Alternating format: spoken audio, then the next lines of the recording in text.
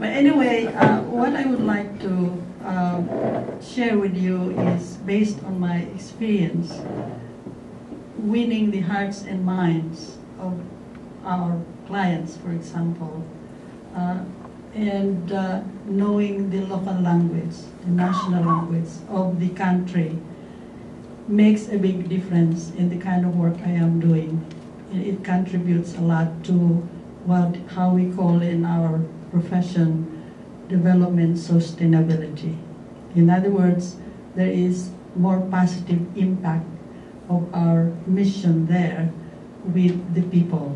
Because, so first, we have to know one another first before the technical aspect of our job can have a more positive impact. There's a saying, for example, in Indonesian, tak kenal, tak sayang. It means that you cannot develop love to somebody whom you don't know. So initially, you really have to know one another first. Break the ice before they can listen to you. So I would like to focus my presentation this morning on the 5 pillars of Islam. Some of you have some handouts there, and the 5 pillars of Islam is explained there. One is profession of faith, which says Allah, and they pronounce it generally, the last stress is at the last syllable. If I could imitate them, is that Allah is the supreme being and Prophet Muhammad is his messenger. That's the first thing that they do before they start their prayer. And the second pillar of Islam is prayer 5 times a day, and that is at dawn or daybreak, and then midday, and then mid-afternoon, then sunset, and early evening. And then the third one is almsgiving to the needy. We call it zakat. The fourth is fasting during the month of Ramadan, which, by the way, will start next week, 9 July to 7 August. And the fifth is the Hajj pilgrimage to Mecca. And this is only expected of Muslims once, assuming that they can afford to travel to Saudi Arabia, to Mecca, and they are physically fit, they are healthy. And to me, we always hear about the word jihad.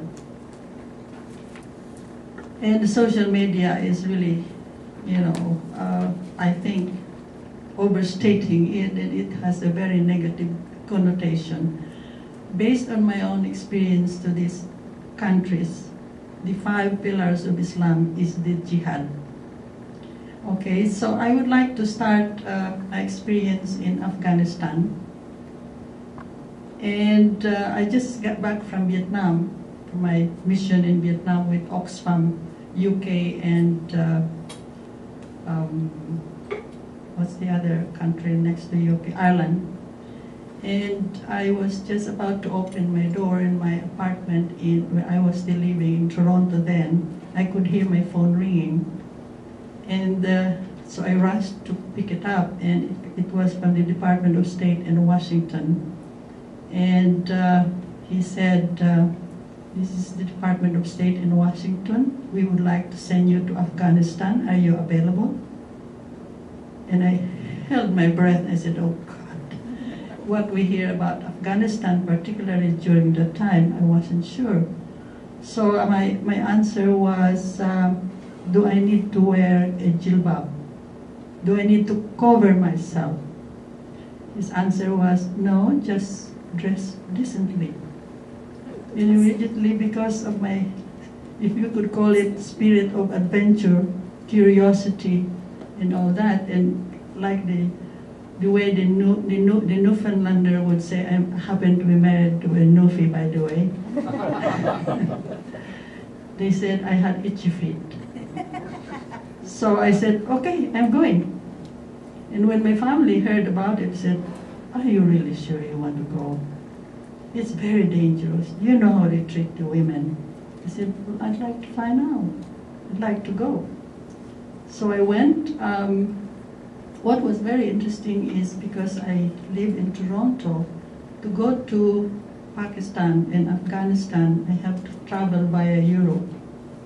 So I had to transfer plane, Pakistan airline from Switzerland to Pakistan. And before the engine of the plane starts, they play the prayer of Prophet Muhammad. And this, they explain that it is to commemorate or to celebrate that each time Prophet Muhammad takes a journey, he prays. So Muslims, when they travel, they have to pray first before they take the journey so that they will be safe. And after that, I didn't understand what it means when it was being played, so I asked my next seatmate, I said, what is that? They said, oh, it's Muhammad, Prophet Muhammad's prayer before he takes a journey. I said, oh, interesting. Anyway, when I arrived in Pakistan, that was the border. It's you may have heard of Peshawar. You always hear about it in the social media. We were based there because during the time you had to have a clearance before you could cross the border to go to Afghanistan. So the very first day we met, by the way, my team leader was Afghan American, and my other colleagues were one economist American and the other one is a civil engineer.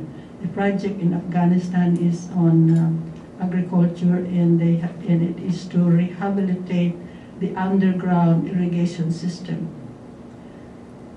The very first day that we had a meeting together with our Afghan colleagues, they are also engineers and monitors. I was the only woman in the team. They were looking at me sidewise, something like this. Woman? What does she know about all these things? Anyway, because the project was, I was to train them on project management. And of course, I started talking and training them and all that.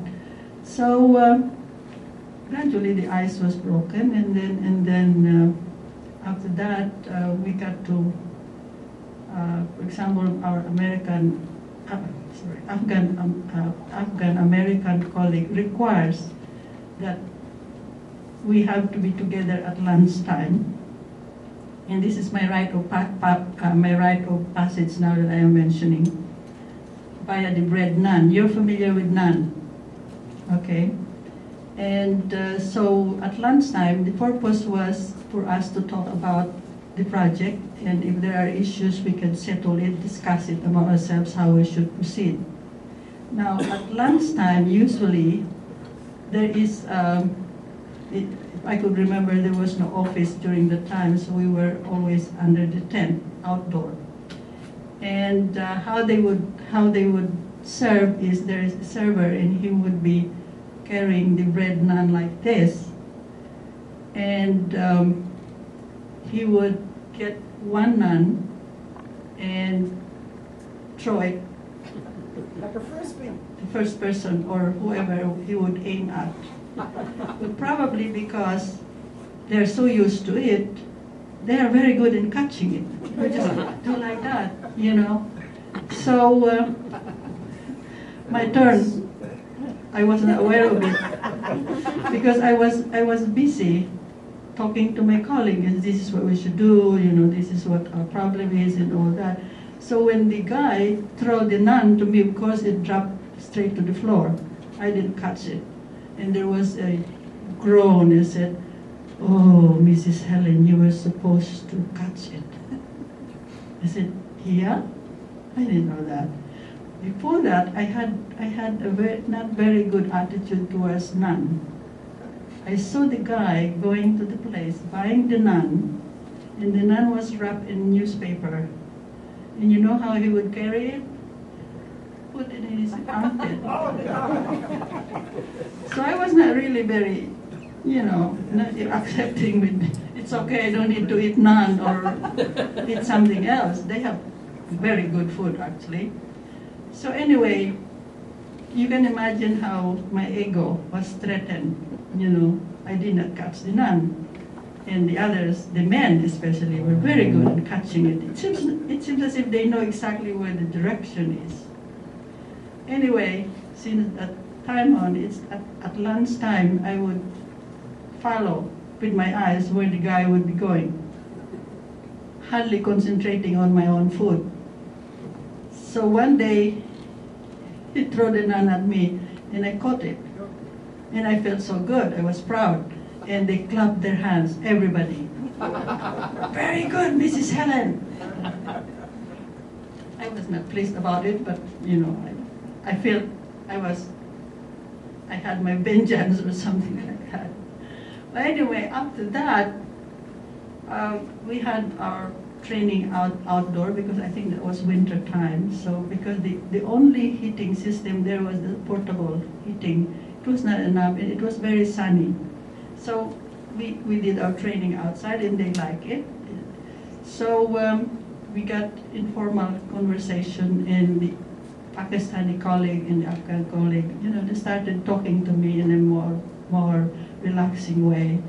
And one of them asked me, "What do you think of our religion, Islam?" So spontaneously I said, "Oh, I like it. I think it's a beautiful religion." And of course you could see their faces, you know. And I gave an example.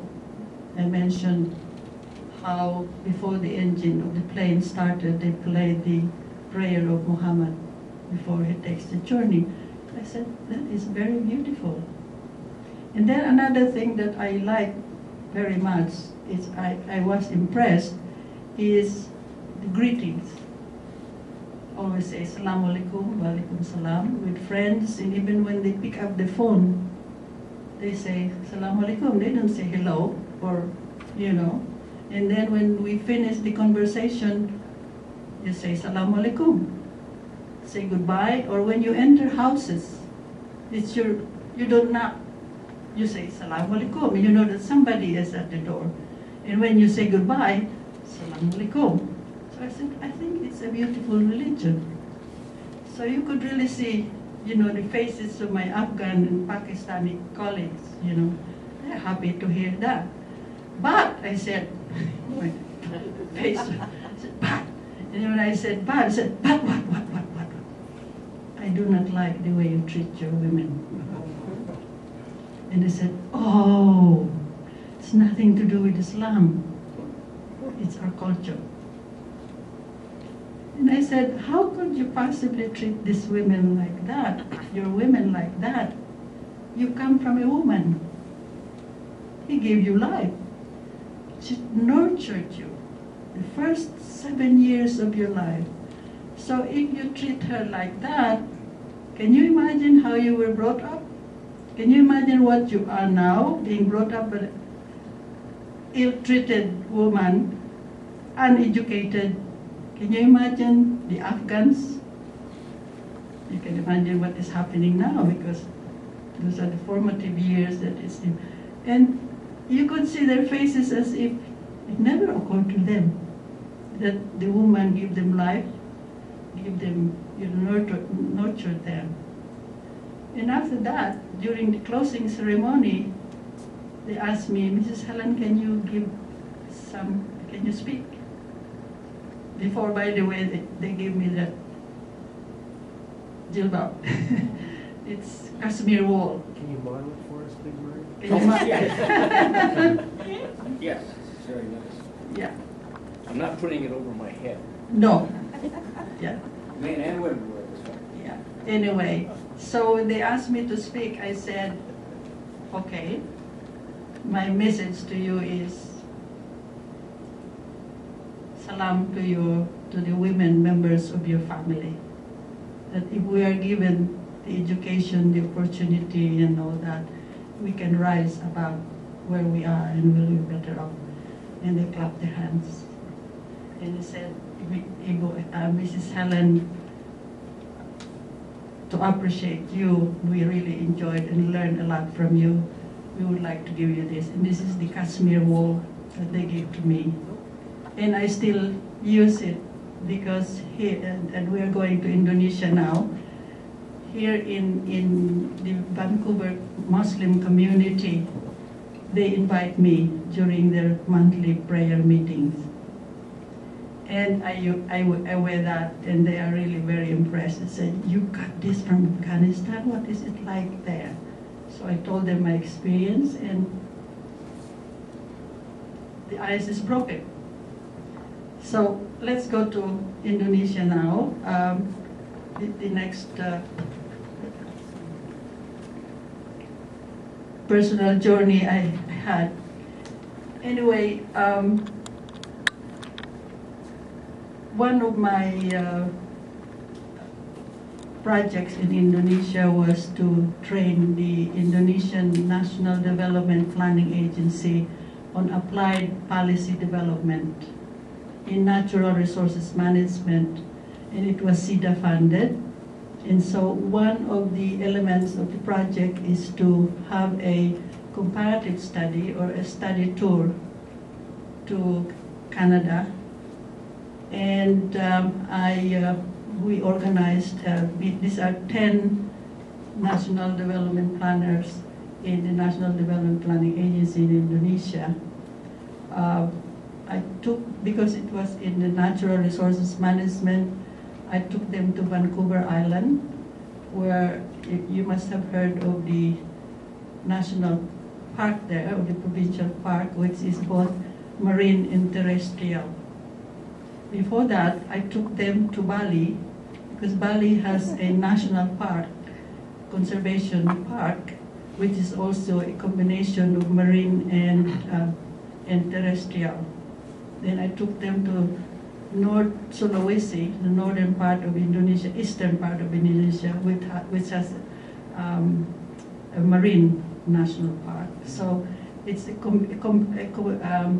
combination or comparison of how they manage their national park and how we manage our national park. So because of that, my name is well known here in the Consulate General of the Republic of Indonesia.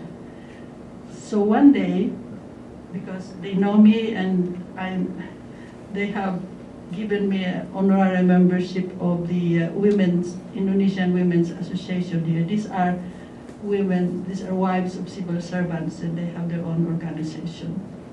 So one day, the chair of the Muslim Community Association here approached me, and he said, Ibu Helen, Ibu is literally means mother, but when you are not their mother, you are addressed Ibu. It's a high respect for women.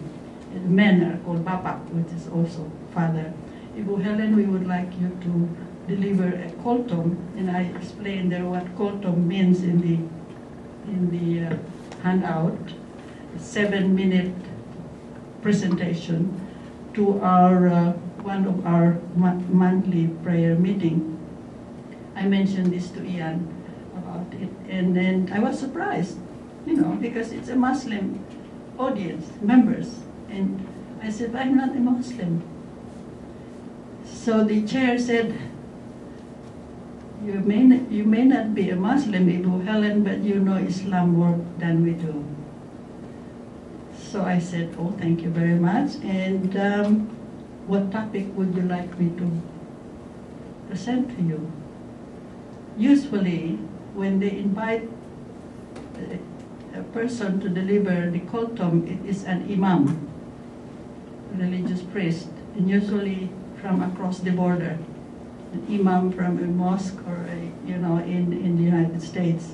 So here I am. I'm not an imam. I'm not a Muslim either.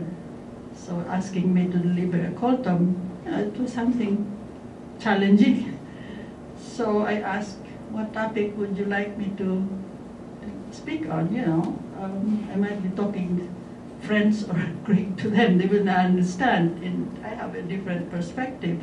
They said, your choice. Now, my experience in Indonesia and China in particular also,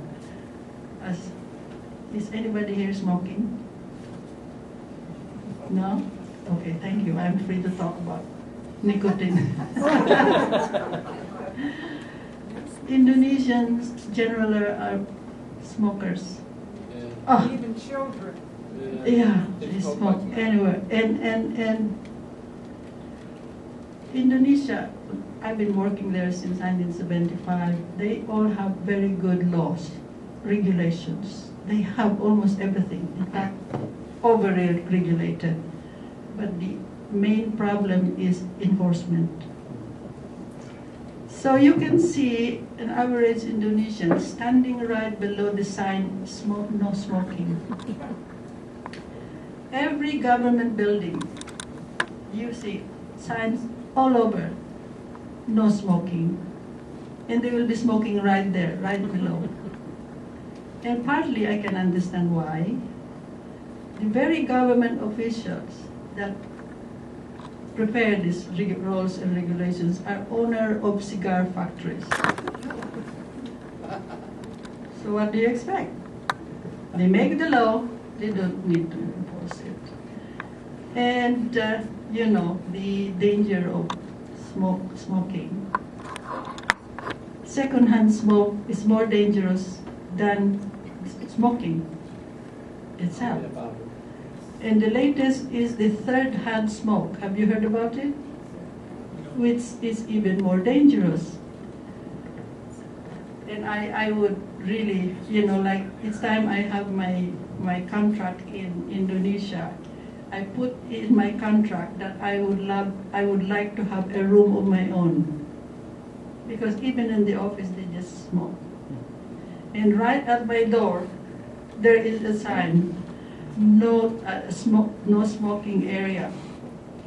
And there are times when my colleague would be, you know, smoking, and then when they see me, they put their hands like this. Or they run outside. And I told them, that does not help, it's your health.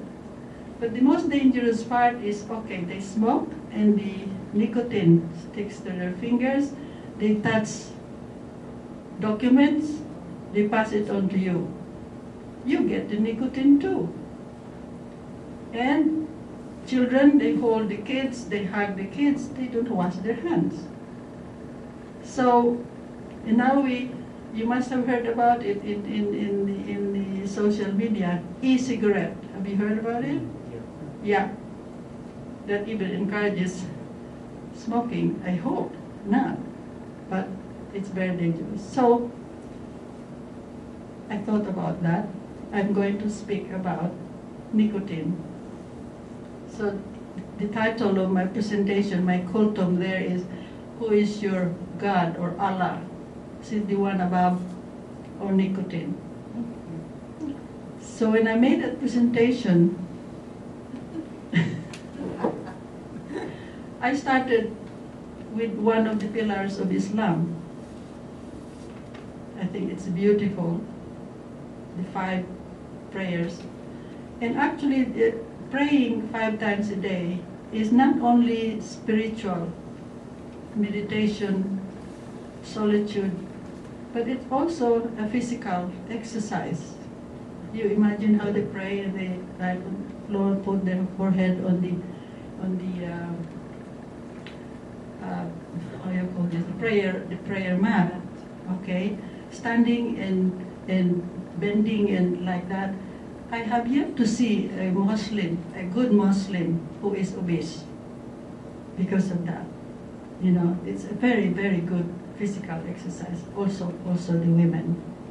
So I told them, it's a beautiful religion, and I showed to them what the 5 pillars of Islam is contributed to their day-to-day life, spiritually, you know, physically, relationship with other people, Muslim or non-Muslim.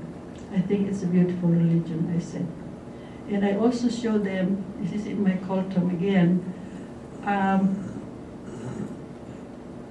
when they are traveling, the term is musafir, and there is no water that they could do the ablution, cleansing, and there is no nearby mosque or a place where they could pray.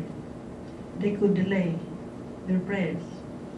They could make it up to the next prayer time or the next time, but they have to make it up. I don't know how they make it up, but they said they have to make it up, and they do. I think it's a beautiful religion, I said. It's very good. God is resilient. God is forgiving. He is accommodating. He's very understanding. So the next opportunity you can pray, you can do that. And I showed that to them. And you could see in their faces that, you know, it's a good religion. And then another thing is the fasting. You know, I tried fasting there, especially when I'm on a long-term assignment.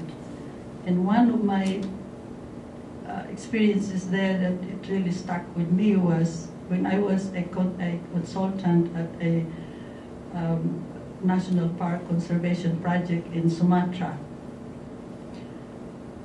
And when, during the fasting month, there's no public eating places. It all stops, it's closed. And then I also had some servants, and I cannot require them to be cooking for me during that, because they are fasting. And you know, the smell of the food is a big temptation for them to break their fast. And then I was very curious, how does it feel to be fasting? So I decided to join them. My husband did as well. And my experience, and that was another winning the minds and, you know, hearts and minds of the Muslims. Hey, she's not Muslim, she's doing fasting, you know. It was, you know, they respect that and they really appreciate that. And my conclusion about fasting is that it's just a change of time. During Ramadan, they are better fed.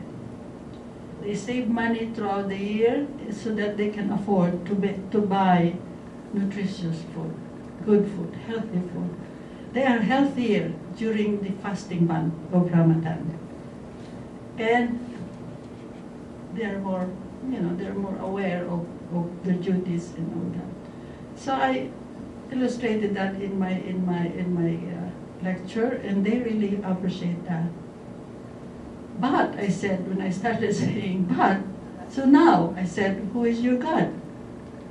Between smoking, nicotine, and being a good Christian. So I said, if you cannot give up that habit, you know, you are already addicted to it. When the craving for smoking comes, they give up everything that they are doing, their work, you know, defy regulations and all that. It's really more powerful than the 5 pillars of Islam to me. So I explained that to them in my lecture. And so I said, so who is your God? The one above? Allah or nicotine? And you could have heard the groaning and the, you know, they were restless in their seat and said, oh no. And they started to debate with one another. And to this day, each time they see me, because I spoke to them several years back, they are still debating. They are still being defensive. That, no, like that, they still smoked. Okay. Now that's my experience in Indonesia, and now my experience in Southern Philippines. Each time I go to Afghanistan or to Indonesia, and now Southern Philippines, my family is very, very worried about my security. What? You're going to Southern Mindanao? You know, the Muslim Liberation Front are, you know, and all that. So again, my spirit of adventure, my curiosity, and my sense of mission, that each time I do this kind of work, this kind of project, I know I change people, the less fortunate, developing countries. They become a lot better off than before the project. And I just feel I have to go. And then my attitude is that if it is my time to go, it can happen anywhere. can happen in a few minutes after I deliver the speech, this lecture.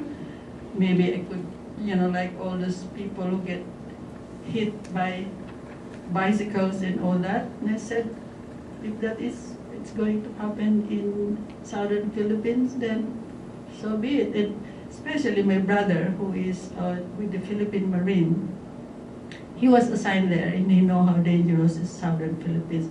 But by the way, this is the province that has been wanting to secede from the Philippines. They call themselves the Muslim Islamic Liberation Front, and to this day they are still negotiating.